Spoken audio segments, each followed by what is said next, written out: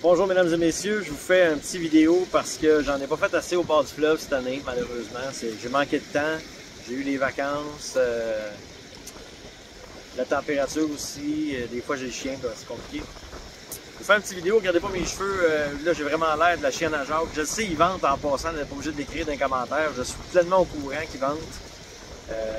À Rimouski, il faisait 34, ici il fait 16 degrés présentement. Donc il y a une petite différence de température, on est tellement bien ici. Moi j'aime mieux le froid que le chaud. J'aime mieux que la grosse canicule, ça me tue. Je fais une petite vidéo aujourd'hui, ultra rapido. C'est pas pour parler de l'actualité, c'est pas pour parler de ce que je vis, c'est pas pour parler de... C'est plus un constat, je dirais. Il y a du monde qui... Il y a du monde qui disent qu'ils sont pas heureux. Il y a du monde qui disent qu'ils s'ennuient. Je connais plein de monde qui disent qu'ils s'ennuient, qui ont pas de... qui vaut pas le bout du bout, qui sont tout le temps découragés, qui sont tout le temps négatifs, que il n'y a jamais rien qui va à leur goût. Moi, souvent, ce que je réponds à ces gens-là, c'est: est-ce que tu t'es donné les moyens de faire en sorte que ça va aller mieux? Je suis pas meilleur qu'un autre, là. Mais moi, il y a des trucs avec le temps que j'ai mis en application, puis ça a changé la façon dont je vois le bain des affaires. Est-ce que tu as donné tous les efforts nécessaires pour faire en sorte que demain sera meilleur pour toi? Est-ce que tu t'es levé une demi-heure, 45 minutes, 1 heure, 2 heures avant ton heure habituelle pour te kicker le cul, pour commencer à mettre en place tout de suite quelque chose qui pourrait faire en sorte que ta vie va mieux? Puis là, je suis pas un coach de vie, moi là je commence pas à me lancer dans les patentes de coachage de vie, là. Je suis pas là-dedans pantoute là. On parle. Je parle, en fait. On parle. Vous écoutez. Si demain matin, toi, tu te dis pendant 45 ans, moi demain, je veux apprendre à peinturer. Puis qu'à tous les jours, pendant 45 ans, tu te dis, demain, j'apprends à peinturer. J'ai le regret de t'informer que jamais tu vas apprendre à peinturer. Et là, je dis peinturer. Ça peut être ce que tu veux. Ça peut être apprendre à faire du ski. Ça peut être apprendre à chanter, apprendre à jouer du piano, à whatever quoi, là. Si toi, ton trip, c'est la pétanque, go for it. Va acheter un jeu de pétanque puis garoche-les tes boules. Mais fais-les tout de suite. Je connais une personne en particulier, je n'aimerais pas son nom bien entendu. À tous les fois que je parle, c'est tout le temps négatif. Ah, ben moi je suis pas bonne. Ah, ben moi je suis pas bon. Ah, ben moi je suis pas capable. Ah, ben là, personne m'aime. Ah, ben moi je reste trop loin pour faire ci, pour faire ça. Ah, ben je fais...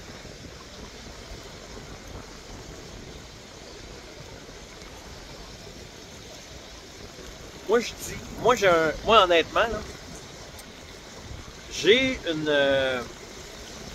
un patois, une phrase, une citation que je me suis octroyée moi-même. À tous les fois, c'est la merde totale, je la récite. À haute voix. Il y en a plusieurs qui m'ont entendu la dire. Il y en a plusieurs qui, souvent, ça arrive des fois, pas souvent. Ça arrive des fois qu'il y a du monde qui vient me voir, puis que ça va pas bien, puis que, bon, on jase. Puis... Moi, j'ai toujours dit que dans la vie, il y a toujours plus de solutions qu'il y a de problèmes. Il faut les trouver, les solutions, par exemple. Souvent, elles sont bien cachées, tout au fond, tout au fond. Il faut les trouver. C'est sûr que des fois, c'est pas évident. Des fois, il peut sembler ne pas avoir de solution. Mais il y a toujours une solution quelque part. C'est pas nécessairement une solution Starfrit en passant.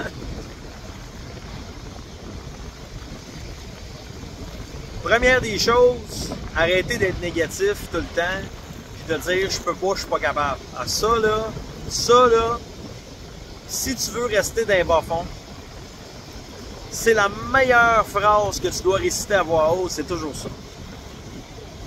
Je suis pas capable. Ah ben je serai pas capable. Ah ben j'essaye pas parce que ça donne rien. Ça donne rien. Ah c'est ça là. Tout ce qui a un pas, tout ce qui est négatif, ça engendre le négatif. C'est simple comme bonjour. Essayez d'aller vers la positive, ça change bien des affaires. Exemple. Ça fait quoi, 3 ans à peu près que moi je travaillais pour Bell, gros salaire. Gros salaire.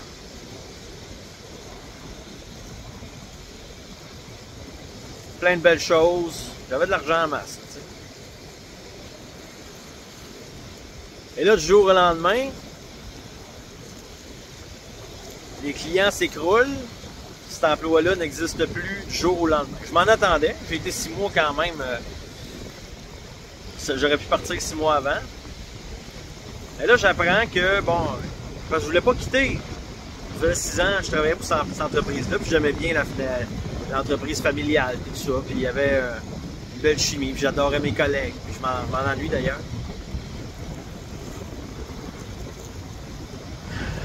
Et du jour au lendemain, tu apprends que tu n'as plus de job. OK.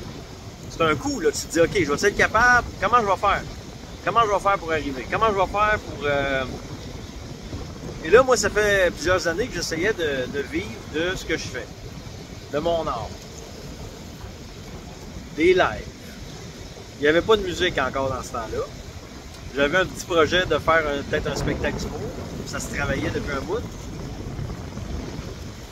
Je me suis dit, si je ne l'essaye pas maintenant, quitte à me casser la gueule solide, si je ne l'essaye pas maintenant, je ne l'essayerai jamais.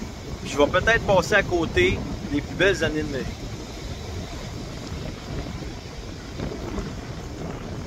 Ça aurait été pas mal plus simple pour moi de dire, je m'excuse s'il y a du vent, ça aurait été pas mal plus simple pour moi de dire, je vais me casser la gueule, mais non, ça ne marchera pas, mais non, mais je vais faire beaucoup moins d'argent. C'est sûr. C'est sûr. Mais ce qui, à la base, s'avérait comme étant une tragédie, en soi, quand tu perds ton emploi, c'est un facteur de stress important. Ce qui devait être une source de stress importante s'est transformé en quelque chose qui est devenu l'élément déclencheur des plus belles années de ma vie.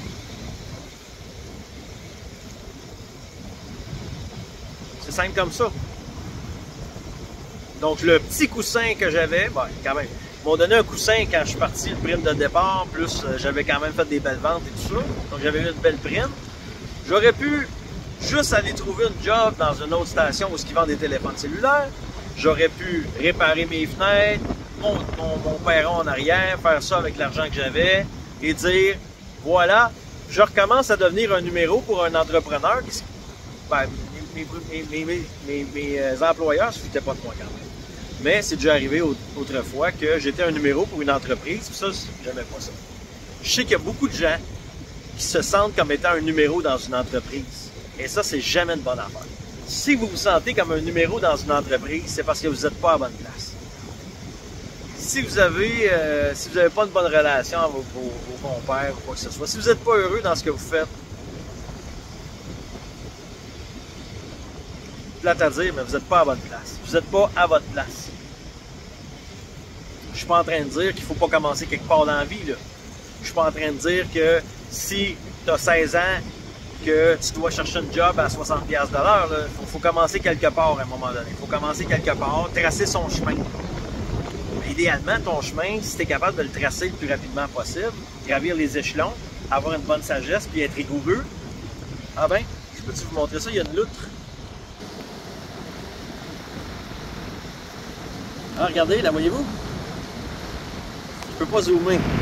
Ah, je peux zoomer. Vous allez peut-être voir la loutre. Elle est où la loutre? C'est la première fois, mesdames et messieurs, de ma vie, à Rimouski que j'en vois une.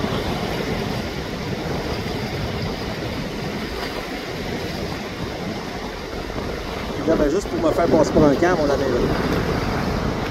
Ah, je suis vraiment déçu si on la voit plus, là. Allez, jump, jump, jump!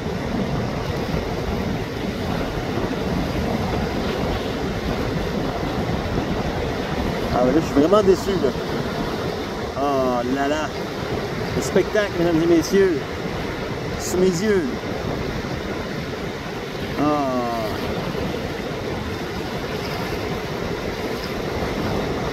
Première fois que je vois ça à Rimouski, ça fait 27 ans que j'habite ici. Je dis pas qu'il n'y en a jamais, là, je dis juste que j'en ai jamais vu.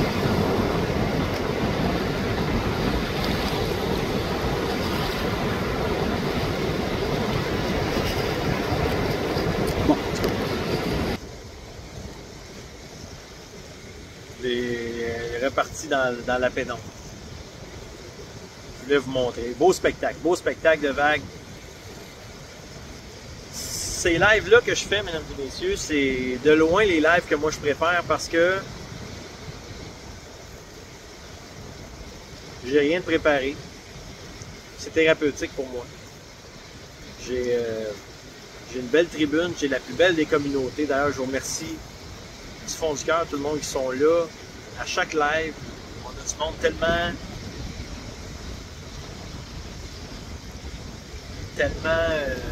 dévoué. Si tu as besoin de quelque chose, il y a tout le temps quelqu'un qui vient me voir. Hey, si tu as besoin de telle affaire, tu sais, c'est magique. Honnêtement, je vous le dis, c'est les plus beaux moments de ma vie. Carrément. Ça peut pas être les plus beaux moments que ça de ma vie parce que tout ce que je voulais faire dans la vie, ben, je suis en train comme de le réaliser. Ben, je le réalise à plein. Écoute, c'est puissance 1000, là. Puissance 1000, là. Tu sais, imaginez, mettons, juste pour reprendre un peu ce que je disais tantôt, si j'avais juste dit, ah, moi, j'ai peur financièrement de m'écraser, puis bon, j'ose pas. Hein? Est-ce que je sors de ma zone de confort ou est-ce que si j'essaye quelque chose? Souvent, les gens ont une tendance, et moi le premier, j'étais comme ça, essayer de choisir la zone de confort. On est bien dans des pantoufles. On n'ose pas essayer des pantoufles neuves des fois de peur qu'ils ne soient pas aussi confortables que les vieilles pantoufles. Je dis ça, puis je mets pas de pantoufles.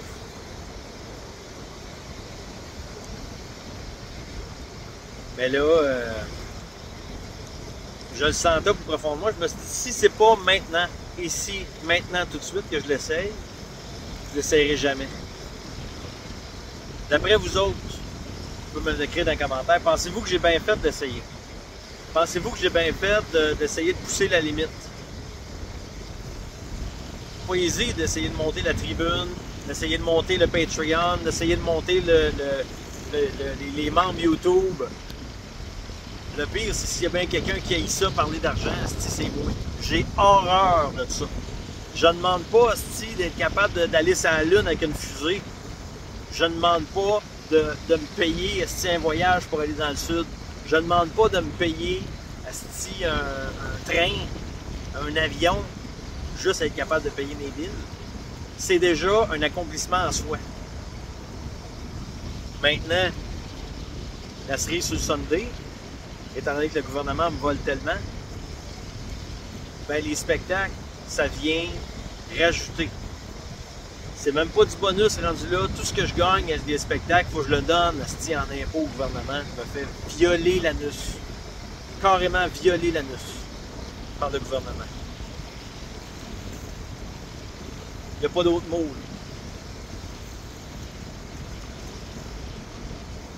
Techniquement, c'est pas normal parce que techniquement au Québec, avec ce que je gagne dans une année, je devrais être capable de très bien gagner ma vie. Et pourtant, avec tout ce qui me vole, parce que c'est un vol, là, je suis d'accord avec le Doc Mayou quand il disait que l'impôt sur le revenu c'est un vol. Je je me fais tellement violer par le gouvernement que, au final, ça en découragerait beaucoup. Ça en découragerait énormément. Du monde qui retournerait travailler pour un employeur, tout simplement. Mais j'aime ça faire des spectacles, j'aime ça le contact avec le monde, j'aime ça faire rire le monde, faire chanter le monde, faire taper le monde du pied, divertir le monde avec un char-bike à la fin de l'année, que tout le monde puisse se réunir pour un événement. D'ailleurs, j'aimerais ça cette année, je dis ça tous les ans depuis 5 ans, mais j'aimerais ça cette année être capable de diffuser le char-bike sur un écran de cinéma quelque part, parce que je sais très bien que pendant les fêtes, il y a beaucoup de gens qui sont seuls. Je sais que ça cille probablement parce que ça y a du vent là. Je sais qu'il y a beaucoup de monde dans le temps des fêtes qui sont seuls et le char-bike pourrait rassembler les gens. Des familles même, complètement des familles qui... D'ailleurs, il y a plein de monde qui ne parle même plus à leur famille. Donc, ce serait peut-être le moment de rassembler tous ces gens-là qui sont seuls pour le jour de l'an. Le problème, c'est de trouver une salle avec quelqu'un qui veut travailler un 1er janvier, un 31 décembre. C'est ça qui est le plus difficile. C'est pas perdu. C'est pas perdu. On va essayer. On va essayer fort, mesdames et messieurs, encore une fois. On va essayer fort.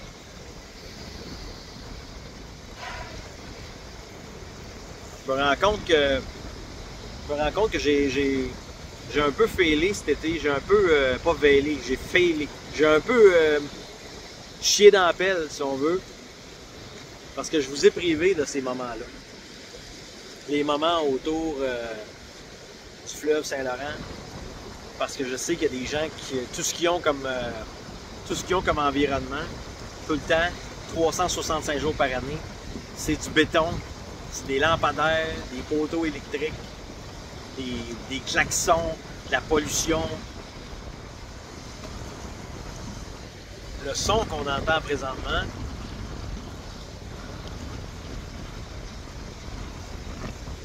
probablement vous entendez plus de vent que de vagues. Mais le son qu'on entend, ça n'a juste pas de prix. J'aurais aimé ça voir ma petite loupe de tantôt. Elle est partie.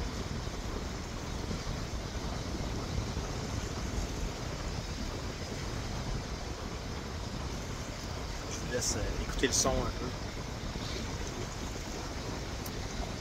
Fait que c'est ça. Pour conclure un peu mon anecdote,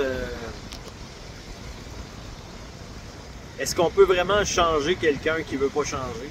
C'est un peu ça aussi. Parce que par après, on a eu d'autres discussions, puis évidemment, tout tourne tout le temps autour du négativisme, tout le temps. Ah, ben moi je peux pas. Ah, ben là mon char va mal. Ah, ben là, je peux pas parce que j'ai peur de conduire. Ah, ben là, je peux pas parce que tout va mal. J'ai pas d'argent. Ah ben, ma famille m'aime pas. Ben, commence par régler un problème à la fois. Un problème à la fois. Si tu passes pas une journée, sans avoir réglé un de tes problèmes, c'est une mauvaise journée. C'est une journée de perdu. Ouais, mais tout va mal. Ouais, mais qu'est-ce que tu fais sur ton paddleboard, là? Tu régleras pas ton problème, c'est un paddleboard. Tu sais, comme, règle les problèmes. Mais prends de l'avance, tu sais, essaye de... Go, essaye de... Sors de ta marde. Tu sais, c'est ça, là. C'est ça le message du jour, sors de ta marde. Si t'es pas bien, sors de ta marde. Ça m'a pris trop de temps, moi, sortir de ma marde. Mais le gars, elle me le disait tout le temps. Elle dit, à la fin, c'est parce que je l'aimais plus tant, ma job, tu sais, parce qu'il y avait de moins en moins de clients, puis c'était de plus en plus de pression, puis c'était tout le temps de plus en plus difficile. Parce que les entreprises vont de moins en moins bien. Puis quand tu vends des téléphones à coût de 100 boîtes, ben les entreprises qui vont mal, ils vont pas s'endetter de 20-30 000 $ de téléphone cellulaire. Là. Voyons. Fait que...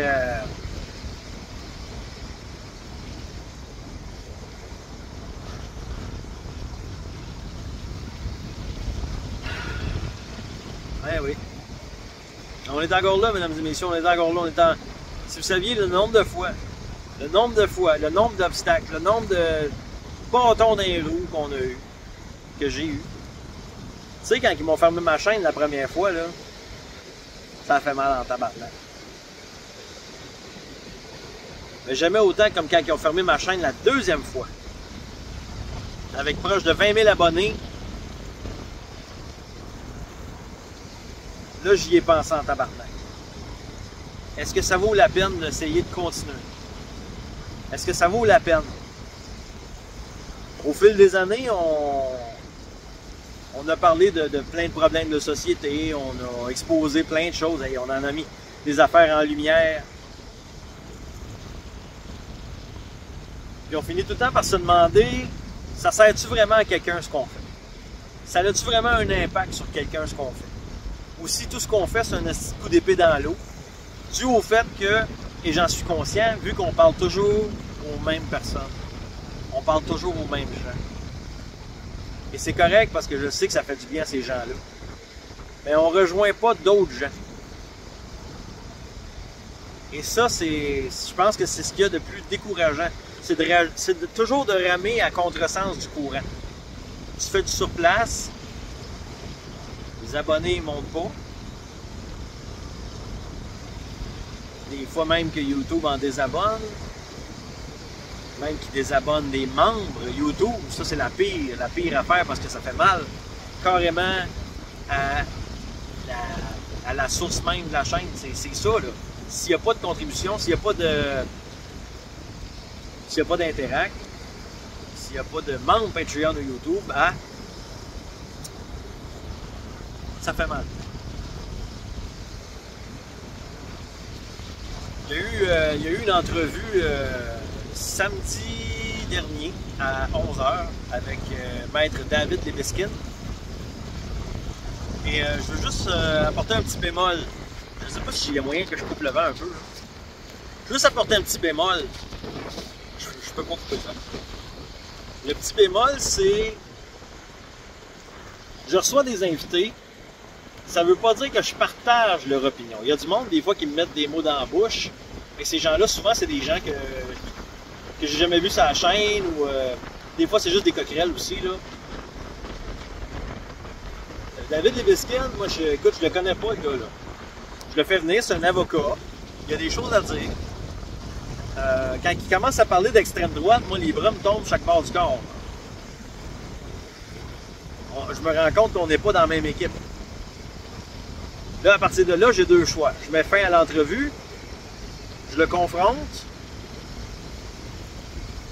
mais quand tu le confrontes, tu viens de perdre des contacts en France à ce moment-là. Donc, j'ai gardé ça courtois. Je pense que j'ai fait le bon choix. En fait, j'ai fait le bon choix de garder ça courtois. Je partage pas du tout son opinion. J'aurais pu, vraiment, là, j'aurais pu mettre fin à l'entrevue à partir de là, direct à ce moment-là. Mais je l'ai pas fait. Je l'ai pas fait d'un, oui, il y avait du monde aussi qui disait que c'était très intéressant. Il y a du monde qui était très intéressé parce qu'il y avait à dire. On va avoir d'autres entrevues au courant de l'année, d'après moi. On en a peut-être quelques-uns déjà en vue. Et c'est des gens qui sont extrêmement, très intéressants, très impliqués aussi en France. C'est le fun d'avoir une opinion. Je sais qu'il y a du monde qui chialait dans le chat. Oh, mais là, c'est un Français, puis ça n'a pas rapport avec ce qui se passe chez nous. Ça a rapport avec ce qui se passe chez nous dans le sens que ce qui se passe là-bas en France. Aujourd'hui, en France, en passant, je vous dis ça de même, à titre informatif, en France, aujourd'hui,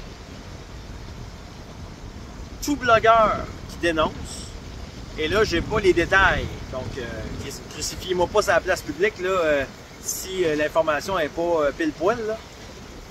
On prend ça avec des bémols, avec un bémol. Mais toute personne qui dénonce sur les réseaux sociaux est passible de 3 années de prison ou quelque chose du genre. Donc si c'est le cas, si c'est le même que ça se passe en France, la liberté d'expression c'est terminé. Ça va finir par péter. Et les prochains, ça risque d'être nous autres. On voit que c'est exactement le même modus operandi que la France, le Canada. C'est exactement la même chose. Ils appauvrissent le peuple, les taux de natalité diminuent, l'immigration incontrôlée, l'islamisation de la place, les drag queens dans les écoles, la féminisation des hommes, des influenceuses féminazies payées pour tuer le patriarcat. Tout pour que les hommes se sentent plus des hommes. C'est rendu que les gars ils aimeraient ça trouver des prothèses mammaires dans leur bol de Lucky Charm, dans leur boîte de Lucky Charm. D'après moi, ils achèteraient des boîtes, asti. C'est rendu c'est la honte totale. C'est la déchéance de l'Occident, mesdames et messieurs, qu'on vit sous nos yeux. C'est une époque fascinante, honnêtement, pour vivre en ce moment. On pourrait dire qu'on a vu tout ça. On aurait pu dire qu'on n'a pas vécu, d'autres on ne peut pas dire qu'on a vécu la Deuxième Guerre mondiale. On peut dire qu'on a vécu en quelque sorte la Troisième Guerre mondiale avec la COVID. Et là, c'est une guerre qui se joue avec l'information, avec on joue avec les gens, on joue avec les peuples, on joue avec la patience des gens. Et je pense qu'ils ont vraiment testé la patience jusqu'à la limite. Là, en France, présentement, la patience des Français est testée à la limite. Et moi, je pense qu'en France, ça va péter.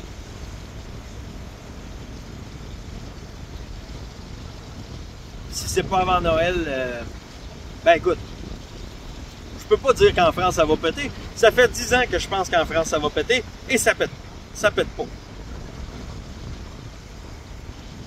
Donc, je pense que je devrais faire ça plus souvent, mesdames et messieurs, parce que ça me... Tu sais, moi, j'ai la tête dans marre 7 jours sur 7 quand je vous ponds des lives, quand je vous ponds de l'information. Et cette information-là, il faut que je la capte 7 jours sur 7 depuis 3 ans. Je pense, ça fait 3 ans, je pense, que je fais ça. Et...